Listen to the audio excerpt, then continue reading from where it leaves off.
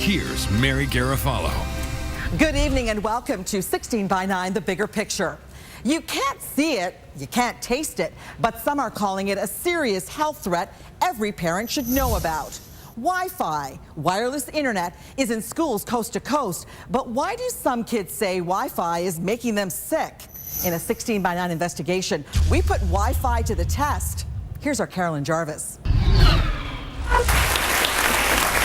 They are gathering by the hundreds, hacking a public forum in Toronto, filling a school board meeting in Peterborough. I don't know what I'm going to do if you have Wi-Fi in there. I can't do this to my daughter. I cannot put her through this experiment. And assembling at a church in Vancouver, a fever pitch building over what they see as a threat invisible to the eye. Society in general doesn't want to lose a convenience at the expense of safety. They're talking about radiation exposure from Wi-Fi or wireless internet, and they're concerned it's making their kids sick. I just think that we don't know, so why risk it? Today, schools across the country are rushing to install it, but these students say the convenience isn't worth the risk. I had heart racing, headaches, nauseous. It's a really weird feeling. Weak, and I'm really shaky. And when they're not at school? Does it happen on the weekends? No. There's no rhyme or reason to the symptoms. They range from headaches to nausea, heart palpitations, even rashes. So 16 by 9 wanted to find out exactly what, if any, threat exists in schools.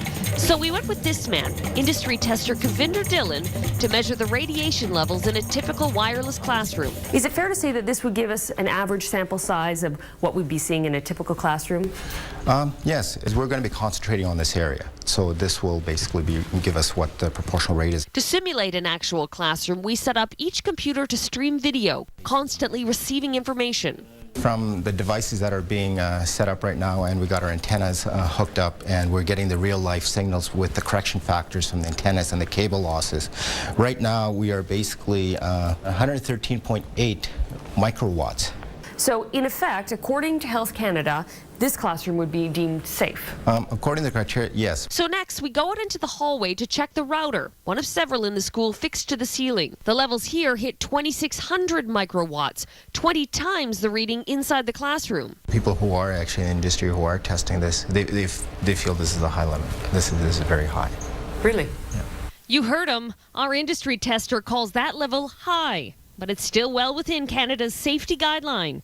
Now, that guideline is a thing called Safety Code 6.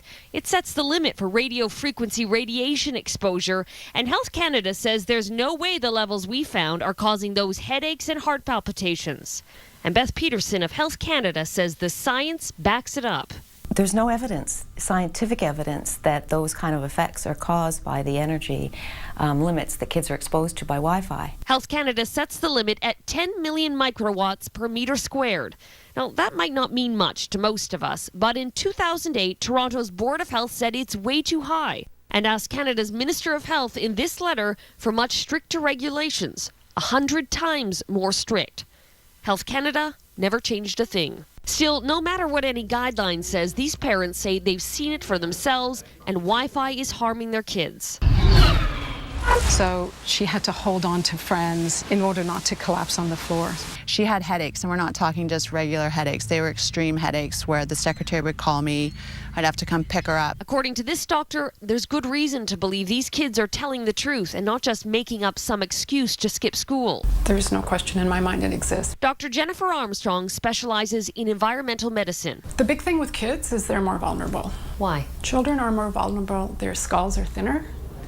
Their bodies are not as strong as ours in general. They're developing, their brains are developing. So you expose children to radiation and their little bodies don't handle it as well. And cardiologist Dr. Stephen Sinatra agrees. As a parent, if I had a young child, would I want to use my child as an experiment to see if it's going to take 30 years or 20 years or 10 years to become sick? No, not me. And the thing is, we have to sacrifice accelerated education and convenience. And basically, we have to look at the safety of our children. We have to do it as a society. Well, 16 by 9 wanted to test the power of Wi-Fi, so we went to visit environmental scientist Magda Havis from Trent University to do another test. Professor Havis's subject, Martin, who calls himself electrically sensitive, is hooked up to a heart monitor, and Havis sets up a wireless computer. Well, what we're going to be doing is we're going to be taking Martin and exposing him to microwave radiation from Wi-Fi, the same type of thing that we have in schools, for example, and just monitoring his heart to see if his heart reacts to any of the radiation. He won't know when things are turned on or off, so it's going to be a blind study in that regard. With the Wi-Fi plugged in, Martin's heart rate accelerates in mere moments. Now I can feel something. It's going through my chest. I feel it down in my legs too. The closer the router is, the greater his reaction. A few seconds ago, it was like my chest was actually jumping in the middle here. Then, seconds after the wireless internet is unplugged, just like that, his heart rate slows down. Martin, how are you feeling right now? Fine, I don't think there's anything on. But listen to this. Those levels Martin was exposed to, well, they're acceptable according to Safety Code 6. So if they're safe, why was his heart racing? Magda Havis has a theory. So some percentage of the population is reacting to these microwave radiation at levels well below Safety Code 6. But I'm not sick from Wi-Fi and I use it all the time. Well, not everyone has the same sensitivities. We have children who have peanut allergies. We have people who are allergic to pollen. They react to pollen. And it's same with electrical sensitivity. Only a percentage of the population react. Still, Health Canada insists it's done its homework, looked at every bit of science, and that level of radiation won't hurt anybody. Our safety limits are set on, we use a weight of evidence approach.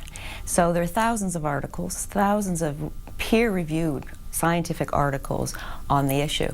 16 by 9 wanted to take a look at that evidence, so we asked Health Canada for its science. They sent us this, a list of 16 studies entitled Specific to Wi-Fi. So we did our own homework going through every study, and not a single one looks at whether Wi-Fi in schools poses a health risk to students. Havis says since Health Canada isn't controlling Wi-Fi, parents are going to have to. So are you suggesting that parents should tell their kids, a 13-year-old, a 14-year-old who may be attached to his laptop or his iPad, you should stop using that? It may not go over so well, but you know, when children want to smoke, and if you're a responsible parent, you allow your 13-year-old child to smoke.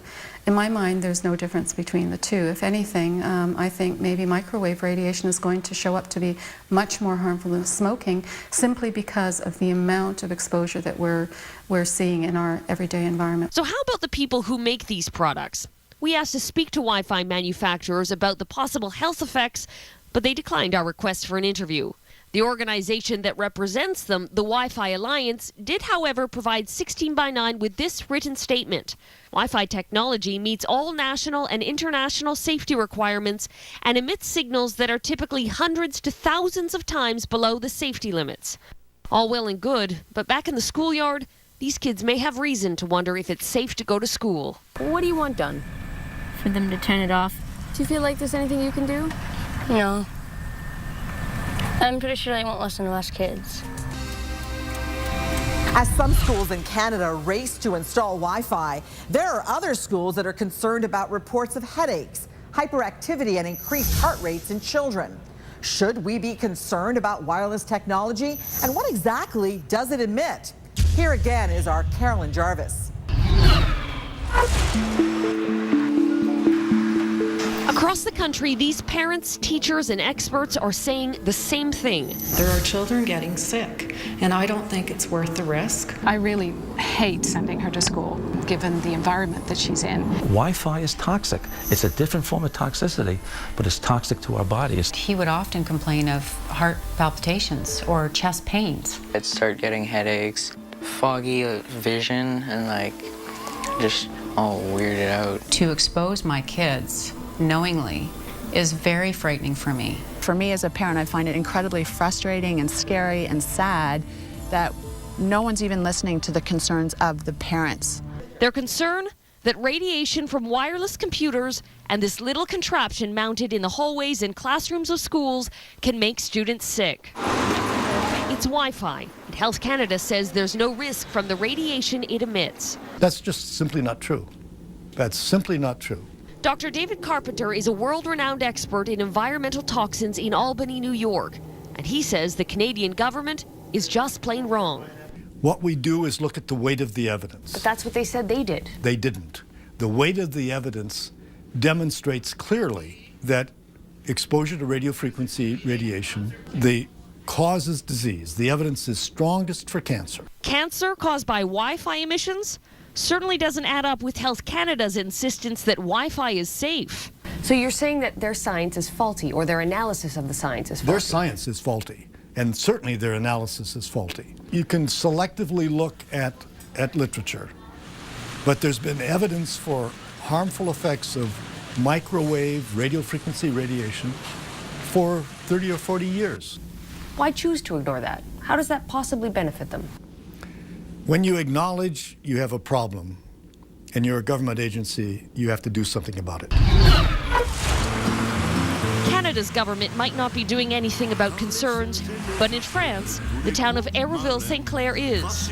It's the first municipality in the world to remove Wi-Fi from schools and public buildings. Moi, j'ai un devoir en tant que maire. Mayor Rodolphe Thomas says he's taking a precautionary approach because he's not willing to gamble with the health of children here. So this town that 10 years ago went wireless ahead of everyone else became in April of 2009 the first to shut it down. Le Wi-Fi est un outil. Wi-Fi is an important tool, he says, but there are places it simply shouldn't be, like schools. So now, all but 2 schools here are Wi-Fi free, and the town plans to strip Wi-Fi from all its public buildings by the end of the year. On voit les fibres qui arrivent quand même, les fibres. But Hérouville-Saint-Clair isn't returning to the dark ages. In fact, it's once again on the cutting edge of technology. It's installed a state-of-the-art fiber optic system that's faster, more stable, and according to the people here, safer. Etienne Sandrier leads an awareness group against wireless technologies. People could see that they were victims, that it was not that innocuous, that some people really suffered from this. So it started a real interrogation among the public, and people said that, well, if it's not absolutely necessary, why should we use the thing? And parents around here are applauding the change. She says removing Wi-Fi is a good thing for students.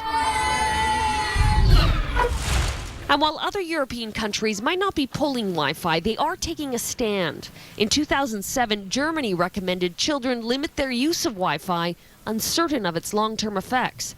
And in Britain, a handful of public schools decided independently to remove it. But back in Canada, there's no precautionary approach. Wi-Fi is going up, not coming down, leaving students like Mackenzie Honing with no good option. Go to school and feel sick. It's just kind of weird. It felt like my heart kept skipping beats. Or don't go to school at all.